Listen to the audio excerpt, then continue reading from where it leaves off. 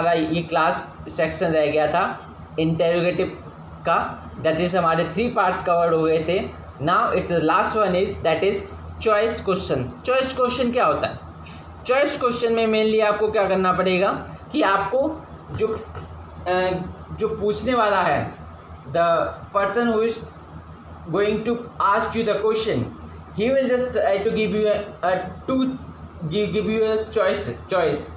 ठीक है, जैसे आप चॉइस देते ना, जैसे आप मल्टीपल चॉइस क्वेश्चन करते हैं, तो उस टाइप के क्वेश्चन। जैसे किसी ने आपसे पूछा कि would you like to prefer tea और कॉफ़ी,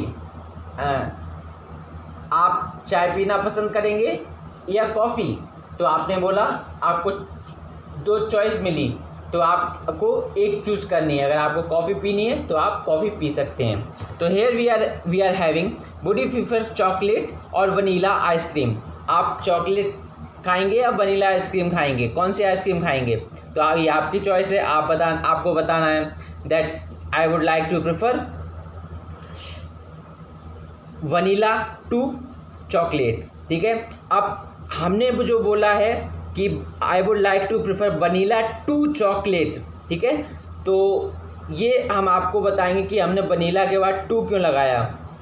ठीक है, और या फिर आप सिंपली बोल सकते हैं, आप सिंपली बोलिए कि आई वुड लाइक, आप डायरेक्ट बोलिए वनीला आइसक्रीम, बस ख़त्म। इतना शॉर्ट रखिए, just simple. Now the next one is do you like the black dress or the blue one. आपको ब्लैक ड्रेस पसंद है या ब्लू वाली? तो आपको बताना है that I like the blue dress. ठीक, clear? Now we comes towards imperative sentences. अब देखिए, इम्परेटिव सेंटेंसेस क्या होते हैं? जनरली कमांड, रिक्वेस्ट और एडवाइस के लिए होते हैं। यानी कि जब किसी को कमांड देनी हो, यानी कि जैसे कि स्टॉप फाइटिंग, जैसे कोई लड़ रहा हो तो उसको क्या बोलेंगे? Stop fighting. तो ये क्या है? उसके लिए कमांड है, मतलब लड़ना बंद करो। और जैसे और कमांड के बाद फिर आता हमारा रिक्वेस्ट। तो हमने किससे रिक्वेस्ट करते हैं? जैसे please keep your eyes open, please keep your eyes open. आपको अपनी आँखें खुली रखनी है। उसके बाद अब हम ये व्यायाम करने जा रहे हैं। तो ये क्या है? हमने पहले क्या किया? रिक्वेस्ट किया सभी से। ठीक है, देन आपका लास्ट आता है आपका एडवाइस। जब हम किसी को एडवाइस दे रहे होते हैं, जैसे ऑलवेज स्पीक द ट्रूथ, हमें हमेशा सच बोलना चाहिए। ये क्या है? आपके लिए एक एडवाइस है। ठीक है, आपको ये हमेशा याद रखना है कि हमें सच बोलना चाहिए, क्योंकि सच में जो किक है किसी में नहीं है, बड़ा मज़ा आता है सच बोलने में। Now the last one is exclamatory sentences. Imperative तक हो गया, हमारे 3 सेक्शंस कवर्ड हो चुके हैं अब तक। Now the last one is exclamatory sentences. अब देखिए, एक्सक्लेमेटरी सेंटेंसेस क्या होते हैं, तो उनके बारे में अगर हम जानें तो this generally express sudden emotions and feelings. मतलब सडन इमोशंस, मतलब एकदम उभरते हुए, एकदम अंदर से जो हमारे जो इमोशंस होते हैं ना, फीलिंग्स, यानी कि जो हमारी भावना एकदम निकल के आती हैं, देख के सरप्राइज हो जाते हैं किसी चीज़ को देख के। ठीक है, डर जाते हैं। ठीक है, या इस टाइप का, जैसे कोई सरप्राइज हो गए हम, जैसे कोई हमारे लिए कोई बहुत अच्छा सा गिफ्ट लेके आया तो हम बोलते हैं wow what a gift it is. ठीक है, तो ये क्या होगा? हमारे एक्सक्लेमेटरी सेंटेंसेस हो गया।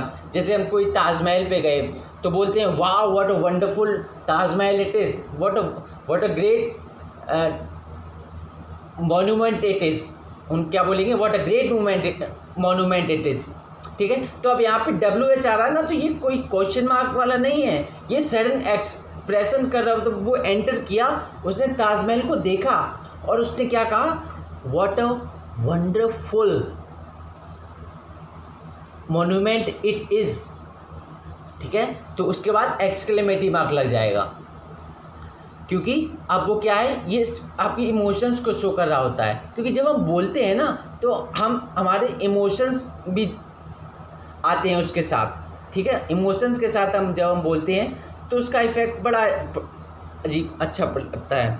लोग हमारे जो कांटेक्ट में होते हैं वो इमोशंस के साथ बोलते हैं, तो हमें पता चलता है कि उनकी भावनाएं क्या, उनके इमोशंस यानी कि उनकी भावनाएं क्या कह रही हैं। क्लियर ना। जैसे कि यहाँ पे कुछ एग्जांपल दिए हुए हैं, what pleasant whether it is, मतलब क्या कितना प्लीजेंट वेदर है, कितना अच्छा मौसम है, ठीक है। जैसे मान लो बारिश होने वाली है, ठीक है, ठंडी ठंडी हवाएं चल रही हैं, आप बाहर खड़े हुए हैं टेरेस पर, तो लगता है कि हाँ यार वाकई में क्या गजब अच्छा गजब मौसम है। और तो ये होता है। और आगे बढ़ते हैं तो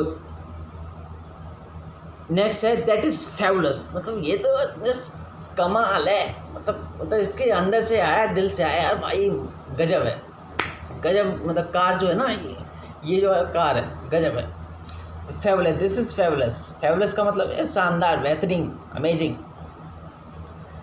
तो ये यहाँ तक हमारा था एक्सक्लेमेटरी सेंटेंसेस। तो हम यहाँ तक हम 4 टाइप के सेंटेंसेस को समझ चुके हैं। अब देखिए कुछ नोट पॉइंट्स और हैं जो हम आपको बताने वाले हैं। जैसे कि